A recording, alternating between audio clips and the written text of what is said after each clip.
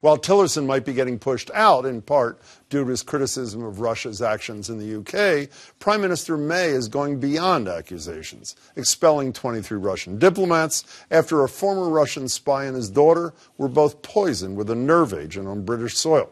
Both are now in critical condition, and 36 others were exposed as well, including a police officer who's still in the hospital. The group of Russians are all, quote, undeclared intelligence agents, according to May, and have 1 week to leave the country. In a statement, May said that Russia demonstrated complete disdain for the gravity of these events. And for those who seek to do us harm, my message is simple, she said. You are not welcome here. Russia says the UK is misleading the world about exactly what happened. And while former Secretary of State Tillerson seems to have come to a conclusion, it seems Trump is withholding judgment. As soon as we get the facts straight, if we agree with them, we will condemn Russia or whoever it may be. That was yesterday. Today, a member of Trump's foreign policy team did go further, but does she speak for the president either? Joining me now is the British Consul General to New England, Harriet Cross. Good to see you. Thanks for being here. Thank you. Suspending all high-level contacts, Prime Minister has said, expelling 23 diplomats. What's the next step that the UK takes here? Well, we will work in coordination with the international community. I think that's really important. So Theresa May spoke to President Trump in the last 24 hours and came away from that conversation feeling that we were very much on the same page. She spoke to Chancellor Merkel, President Macron.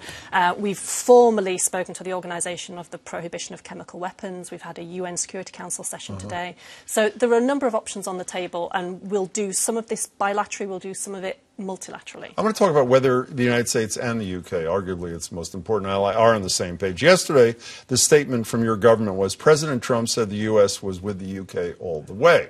But then a statement was released in his name yesterday, which said President Trump agrees with the Prime Minister that the government of the Russia Federation must provide unambiguous answers regarding how this chemical weapon developed in Russia came to be used in the UK. I would argue fairly equivocal, no outrage, no mention of Putin. But then Nikki Haley, the ambassador to the UN, was pretty unequivocal today. Here's she.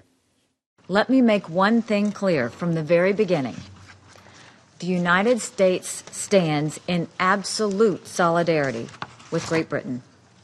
The United States believes that Russia is responsible for the attack on 2 people in the United Kingdom using a military-grade nerve agent. Now, while that may be heartening, you know, living here, it is not infrequent that a person who works for the president makes a statement like, let's say, Rex Tillerson a few days ago saying we're not ready for direct talks with Kim Jong-un, and hours later the president says the exact opposite. Why have you not heard from the President of the United States saying exactly the words Nikki Haley did? Does that not concern you? Not at all. No, Why? We are not concerned at all about the President Trump's position. We're absolutely comfortable with the support we're getting from him, from NATO, from the EU.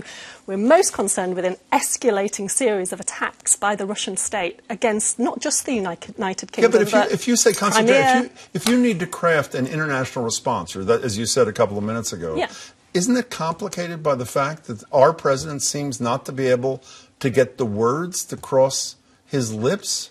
It is not a problem for us at all. I think that statement made at the UN Security Council was really clear. We're very, very much pleased that we got that unequivocal statement by Nikki Haley. One more thing on this, if I can. I learned about this thing called Five Eyes, which I did not know about before, which is an intelligence sharing thing. 2 of the 5 eyes are the United States and the UK, and it's New Zealand, Canada, and I can't remember what the 5th is for the moment.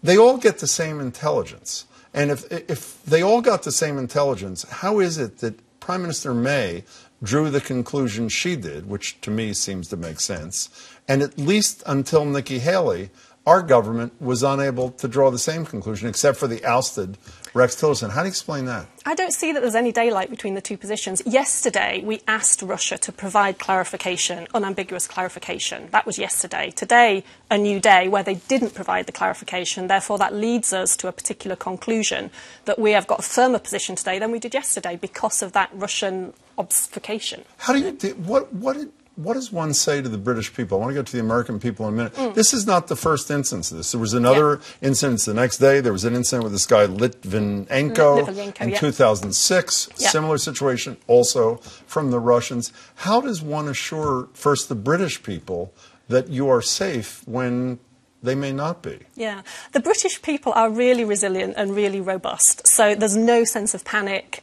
People were given information about what to do if they were in the area. They've washed their clothes. And there's no sense of panic. I think what we do need to do is make sure we've got better protection in future against activities of hostile states. So we'll be looking into private aircraft coming into the UK, expelling as many intelligence agents as we can from the Russian side. It's a process, but what you've described is an escalation of activity by the Russian state, and that's really worrying. You read this too. There are more intelligence agents from Russia today in Great Britain than there were during the Cold War. I mean, that is stunning, is it not? It is, yeah. One last thing. People from America who are listening. My daughter, by the way, is in London as we speak. There are people, I'm sure, that plan to go the next week. What assurance do you give them that if they choose to join my daughter there, that they'll be safe come tomorrow or the next day? They're no less safe in London than they are elsewhere, certainly than in the US. And I think this is one of the problems, that Russian attacks can happen. You know, we got caught in the crossfire this time around. It could be an American citizen next time. I don't know if you remember President Putin's State of the Union address, which had graphics of warheads hitting Florida. You know, the aggression is not just targeted at the US. You know, it's many countries have been targeted by Russia in recent years. And that's going to get worse unless we work together to stop them. They're isolated at the moment, and we need to continue that. I hope Donald Trump hears those words and helps with the isolation. Harriet Cross, it's great to see you, Thanks, Consul Jim. Good General. to talk to you. Thanks so much for your time.